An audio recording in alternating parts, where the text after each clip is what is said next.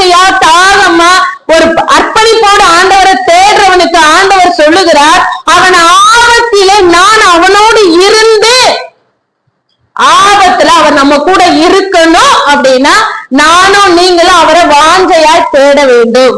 புரியுதாப்பா? ஆண்டவர் ஆபத்துல உங்க கூட இருக்கணும்னா நீங்க எப்படி ஆண்டவரை தேடணும்?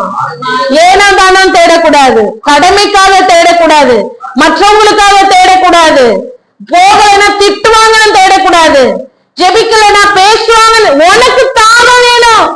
எனக்கு எத்தனை ஆபத்துகள், எத்தனை போராட்டங்கள் வரலாம், சத்துருக்கள் இருக்கலாம், பிசாசு கிரியை, அதுல இருந்தெல்லாம் என்னை தப்புவிக்க, என்னை விடுவிக்க என் தேவன் என்னோடு கூட இருக்கணும்னா நான் அவரை வாஞ்சையாக தேட வேண்டும். அல்லேலூயா. வாஞ்சையா தேடுறவங்க ஆண்டவரை நோக்கி கூப்பிடுவாங்களாம். அவங்களுக்கு ஆண்டவர் என்ன செய்வாராம்? மறு உத்தரவு அருளை செய்வாராம். அடுத்து என்ன செய்வாராம்? ஆபத்து காலத்துல தேவன் அவங்களோடு கூட இருந்து அவர்களை தப்புவித்து கனப்படுத்துவேன்னு சொல்லுகிறார். ஆமென். சொன்னாங்க இல்லையா சிஸ்டர்? சொன்னாங்க இல்லையா? எல்லாரும் சாட்சி சொன்னாங்க இல்லையா? ஆபத்துல நான் இந்த இடத்துல விழுக தெரிஞ்சு எப்படிதான் நான் விழுகாம இருந்தேன்னு தெரியல, ஆண்டவருடைய கரம் இந்த இடத்துல ஏங்கி இருக்கு. ஆமென். அல்லேலூயா. அவர் உங்க கூட இருக்கணும். ஆபத்து காலத்துல அவர் உங்களுக்கு உதவி செய்யணும், உங்களை தப்புவிக்கணும், உங்களை ஏந்தணும், சுமக்கணும்னா நம்ம அவரை வாஞ்சையாய் தேட வேண்டும். வாஞ்சையாய். புரியுதாப்பா? வாஞ்சையாய் தேடணும். சொல்லி தேடக்கூடாது. ஜெபம் பண்ணுங்க சொல்லி தேடக்கூடாது. அதிகாலையில் என்னை தேடுகிறவன் என்னை கண்டடைவான். அந்த வார்த்தை மீது ஒரு வாஞ்ச இருந்தா அதிகாலையில் நான் எழுந்திருப்பேன். வாஞ்ச இருந்தா எழுந்திருப்பேன். அந்த வார்த்தை மீது வாஞ்ச இருந்தா அதிகாலையில் நான் ஆண்டவரை தேடும்படி எழும்புவேன். இல்லைன்னா என்ன செய்ய முடியாது. வாஞ்ச இருக்கா? நம் வாஞ்சை உள்ளவர்களாய் மாறணும். ஆமென். இந்த வார்த்தை இதை விட்டு போனோன்னு மறக்க கூடாது. நான் இந்த இடத்தை விட்டு இறங்கணும்னு மறக்க கூடாது. இந்த வார்த்தை எனக்கு பிரயோஜனப்படும்படி நாம் பிரயாசப்பட வேண்டும். அல்லேலூயா. நாம் எப்படி ஆண்டவரை தேடணும்? வாஞ்சையாய் தேட வேண்டும். வாஞ்சையாய் தேடுறவங்களோடு கர்த்தர் விடுவிக்கிறவராக, நாமத்தை அறிந்திருக்கிறவனை உயர்த்துகிறவராக, அவங்க ஆண்டவரை நோக்கி கூப்பிடும் போது மறு உத்தரவு கொடுக்கிறவராக அவர் இருக்கிறார். ஆபத்துல உதவி செய்யக்கூடியவராக, கனப்படுத்துகிறவராக இருக்கிறார். ஆமென்.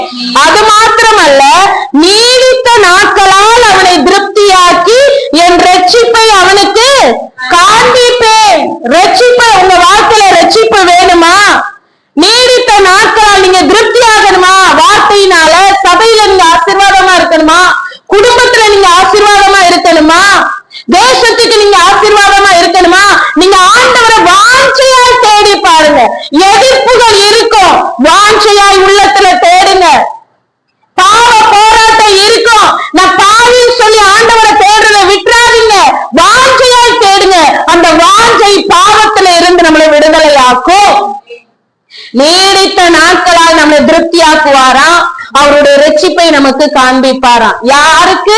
வாஞ்சையாய் தேடுகிறவர். நம் வாஞ்சை உள்ளவர்களாய் மாற வேண்டும். ஆமென்.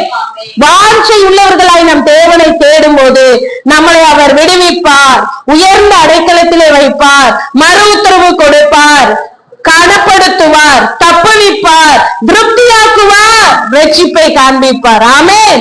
7 வகையான ஆசீர்வாதம் எங்க இருக்குன்னா, நாம் அவரை வாஞ்சையாய் முழு இருதயத்தோடு, முழு ஆத்மாவோடு, முழு பலத்தோடு, சமயம் கிடைத்தாலும் சமயம் வாய்க்காவிட்டாலும் அவரை என் உள்ளத்திலே அவரோடு உறவாடி தேட தேட தேட என்னை அவர் விடுவித்து, என்னை உயர்த்தி, எனக்கு மறு உத்தரவு கொடுத்து, என்னை தப்புவித்து, என்னை கனப்படுத்தி, என்னை திருப்தியாக்கி அவருடைய ரட்சிப்பினால் என்னை நிலைநிறுத்துவார்.